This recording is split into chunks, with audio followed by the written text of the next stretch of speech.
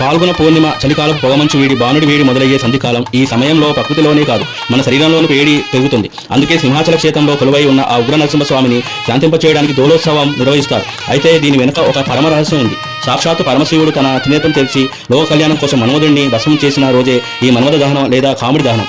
ఇది మనలో ఉండే కామ క్రోధాలను దహనం చేయాలని గుర్తు చేస్తే మరుసటి రోజు జరిగే ఉత్సవం ఆ పరమాత్మ చెంత మనల్ని సేద తీరుస్తుంది. అప్పన్న స్వామి అంటేనే అగ్నితత్వం.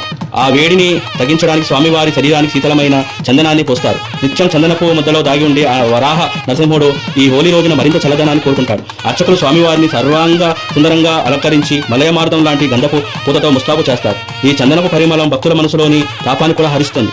అనంతరం స్వామివారిని స్వర్ణ ఉయ్యాలపై వేచేంపు చేస్తారు. వేద మంత్రాల సాక్షిగా ఉయ్యాల మెల్లగా ఊగుతుంటే ఆ ఊపుకు వచ్చే చల్లని గాలి అప్పన్న స్వామి ఉగ్రత్వాన్ని తగ్గిస్తుందని భక్తుల నమ్మకం. స్వామివారు అలా ఉయ్యాలలో ఊగుతూ ఇచ్చే దర్శనం ఆయన శరీరం నుండి ఈచే ఆ పవిత్ర గాలి భక్తులపై పడితే సర్వరోగాలు దోషాలు తొలగిపోతాయని పురాణాలు చెబుతున్నాయి.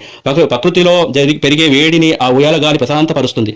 శాస్త్రాల ప్రకారం ఈ దోలోత్సవ సమయాన్న స్వామిని దర్శించుకున్న వారికి మరుజన్మ ఉండదు. సాక్షాత్తు ఆ పరమాత్మ పాదాల చెంత మోక్షం లభిస్తుంది.